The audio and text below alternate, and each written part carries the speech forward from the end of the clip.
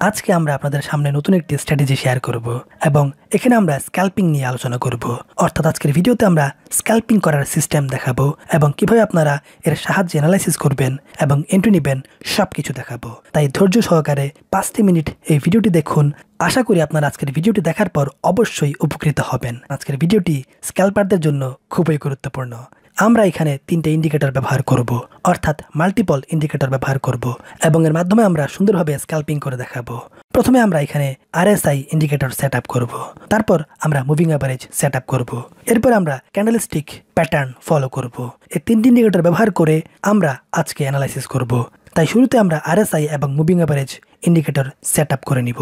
কিভাবে set up করতে হয় এটা আপনারাও জানেন, তাই আশা করি এই সহজ বিষয় আপনারা যে কেউ পারবেন।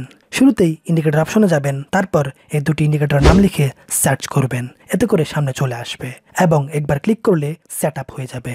আমরা সেট আপ করেছি, আপনারা এইভাবে সেট আপ করে নেবেন। তবে কিছু সেটিং রয়েছে, সেগুলো আমাদেরকে করতে হবে। কোথায় সেটিং করবেন এবং কিভাবে করবেন সেটাও আমরা দেখিয়ে দিচ্ছি। প্রথমে আমরা RSI ইন্ডিকেটর সেটিং করে নিচ্ছি। সেজন্য আমরা সেটিং আইকনে ক্লিক করব, তারপর এখান থেকে ইনপুট অপশনে এসে লেন্থ অপশনে সিলেক্ট করতে হবে 3। আমি আবারও বলছি, এখানে লেন্থ সেট আপ করতে হবে 3। তারপর আপনারা স্টাইল অপশনে যাবেন, তারপর এখানে দ্বিতীয় অপশনটি থেকে টিক মার্ক তুলে নেবেন, অর্থাৎ মুভিং অ্যাভারেজ লাইন রিমুভ করে দিতে হবে। দ্বিতীয় লাইন যেটা রয়েছে এটা হচ্ছে MA লাইন, মানে মুভিং অ্যাভারেজ লাইন। তারপর ওকে ক্লিক করলে এটা সেট আপ হয়ে যাবে। এরপর আমাদেরকে মুভিং অ্যাভারেজ ইন্ডিকেটর সেটিং করতে হবে। সেজন্য আমরা সেটিং অপশনে গেলাম, তারপর এখানে পিরিয়ড দিব 20। আমি আবারও বলছি, মুভিং অ্যাভারেজ ইন্ডিকেটরের পিরিয়ড দিতে হবে 20। আপাতত দুটি ইন্ডিকেটর সেট আপ করা এবং সেটিং করা এই কাজগুলো আমরা শেষ করলাম। এবার আমরা আপনাদেরকে ক্যান্ডেলস্টিক প্যাটার্ন দেখাবো, অর্থাৎ কিরকম ক্যান্ডেল প্যাটার্ন দেখে আপনারা এন্ট্রি নেবেন এই বিষয়গুলো এখন শেয়ার করব। তো এখানে আমরা দুটি ক্যান্ডেল ফলো করব, একটি হচ্ছে বেয়ারিশ ক্যান্ডেল প্যাটার্ন এবং অন্যটি হচ্ছে বুলিশ ক্যান্ডেল প্যাটার্ন। তো বাই এন্ট্রি নেওয়ার ক্ষেত্রে প্রথমে একটি যে কোনো শেপের বেয়ারিশ ক্যান্ডেল থাকতে হবে, মানে লাল ক্যান্ডেল। তারপর দুটি বুলিশ ক্যান্ডেল হবে এবং সেগুলো একটা আরেকটার উপরে থাকবে, যেমন স্ক্রিনে দেখতে পাচ্ছেন। অর্থাৎ প্রথম বুলিশ ক্যান্ডেল থেকে দ্বিতীয় বুলিশ ক্যান্ডেল উপরে থাকতে হবে। বুলিশ ক্যান্ডেল মানে হচ্ছে সবুজ ক্যান্ডেল।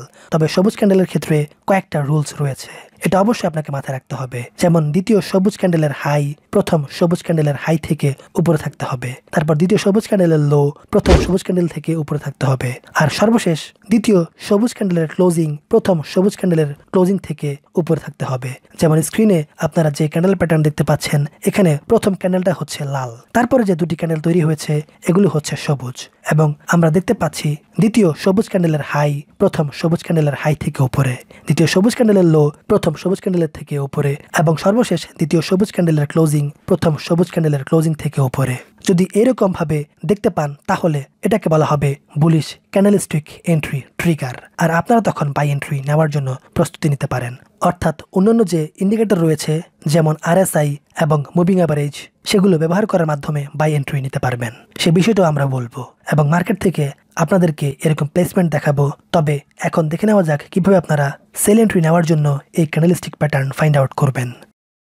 সেল এন্ট্রির জন্য বিপরীতভাবে এই ক্যান্ডেলস্টিক ফলো করতে হবে। যেমন আমরা বাই এন্ট্রি নেওয়ার জন্য শুরুতে লাল ক্যান্ডেল দেখেছিলাম, এরপরে দুটি সবুজ ক্যান্ডেল দেখেছিলাম, যেখানে দ্বিতীয় সবুজ ক্যান্ডেল প্রথম সবুজ ক্যান্ডেল থেকে সব দিক থেকেই উপরে ছিল। তো যেহেতু এখন আমরা বিয়ারিশ প্যাটার্ন খুঁজে বের করব, তাই আমাদেরকে বিপরীতভাবে ফলো করতে হবে। অর্থাৎ প্রথমে যে ক্যান্ডেলটা থাকবে সেটা হবে সবুজ, অর্থাৎ বুলিশ, এটা যে কোনো আকারের হতে পারে, এবং তারপরে থাকবে দুটি বিয়ারিশ ক্যান্ডেল অর্থাৎ লাল ক্যান্ডেল। এর মধ্যে দ্বিতীয় রেড ক্যান্ডেলের হাই প্রথম রেড ক্যান্ডেলের হাই এর নিচে থাকবে, এবং দ্বিতীয় রেড ক্যান্ডেলের লো প্রথম রেড ক্যান্ডেলের লো এর নিচে থাকবে। সেই সাথে দ্বিতীয় রেড ক্যান্ডেলের ক্লোজিং প্রথম রেড ক্যান্ডেলের ক্লোজিং থেকে নিচে থাকবে। ঠিক এরকম যদি আপনারা প্যাটার্ন দেখতে পান তাহলে এটাই হবে বিয়ারিশ ক্যান্ডেলস্টিক এন্ট্রি ট্রিগার। তাহলে আশা করছি আপনারা বিয়ারিশ এবং বুলিশ এই দুটি ক্যান্ডেলস্টিক প্যাটার্ন বুঝতে পেরেছেন।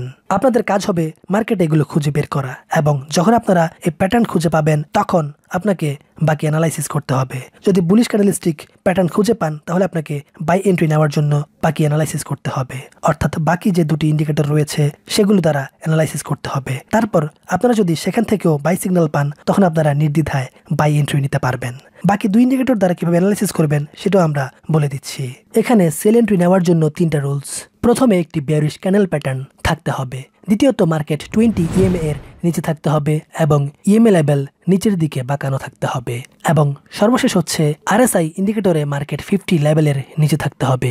মাঝখানের এই লাইনটা হচ্ছে 50 লেভেল এবং আঁকাবাঁকা যে লাইন দেখতে পাচ্ছেন এটা হচ্ছে RSI লাইন। তো RSI লাইন এই 50 লেভেলের নিচে থাকতে হবে।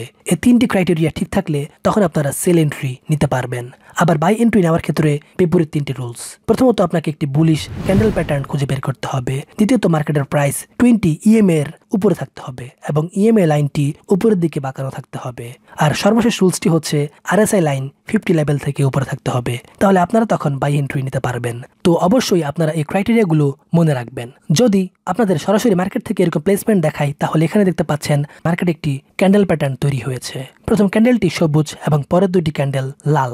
আমরা যদি ভালো করে খেয়াল করি তাহলে দেখতে পাবো দ্বিতীয় লাল ক্যান্ডেল প্রথম লাল ক্যান্ডেল থেকে নিচে এবং দ্বিতীয় লাল ক্যান্ডেলের হাই লো এবং ক্লোজিং প্রথম লাল ক্যান্ডেলের হাই লো এবং ক্লোজিং থেকে নিচে। তাহলে এখানে আমরা একটা বেয়ারিশ ক্যান্ডেল প্যাটার্ন পাচ্ছি।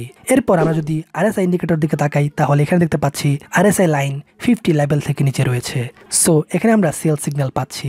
আর যদি আমরা মুভিং অ্যাভারেজের দিকে তাকাই তাহলে আমরা দেখতে পাচ্ছি মুভিং অ্যাভারেজ কিছুটা নিচের দিকে বাঁকানো রয়েছে। তাহলে এটা হচ্ছে এন্ট্রি নেওয়ার জন্য পারফেক্ট জায়গা। অর্থাৎ এখান থেকে সেল এন্ট্রি নেওয়া যেত আর এখান থেকে অবশ্যই প্রফিট করা যেত, কারণ মার্কেট ডাউন ট্রেন্ডে গিয়েছে। আবার আমরা একইভাবে আপ ট্রেন্ড মার্কেট থেকে এন্ট্রি নিতে পারবো। সেজন্য আমরা যে ক্রাইটেরিয়াগুলো বললাম সেগুলো মাথায় রাখতে হবে। যেমন এখানে দেখতে পাচ্ছেন আমরা একটি ক্যান্ডেল প্যাটার্ন দেখতে পাচ্ছি।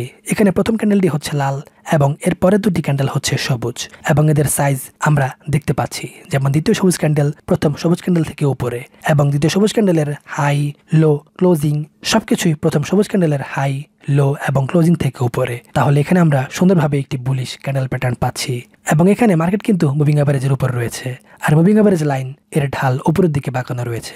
এরপর যদি আমরা RSI লাইনের দিকে তাকাই তাহলে দেখতে পাচ্ছি RSI লাইন 50 লেভেল থেকে উপরে রয়েছে। তাহলে এটা হচ্ছে বাই এন্ট্রি নেওয়ার জন্য খুবই ভালো একটি প্লেসমেন্ট।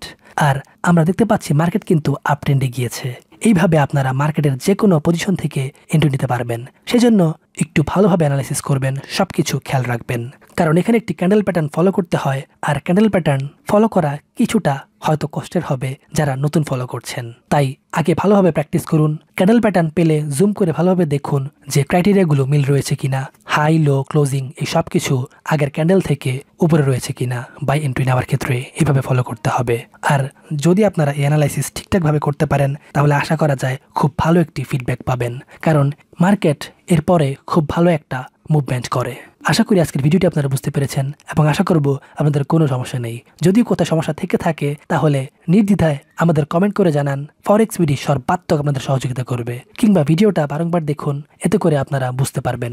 যেহেতু আমরা আজকে 3টি ইন্ডিকেটর ব্যবহার করেছি তাই বুঝতে হয়তো কিছুটা সময় লাগবে, তাই অনুরোধ করব আগে ভিডিওটা কয়েকবার মনোযোগ দিয়ে দেখুন।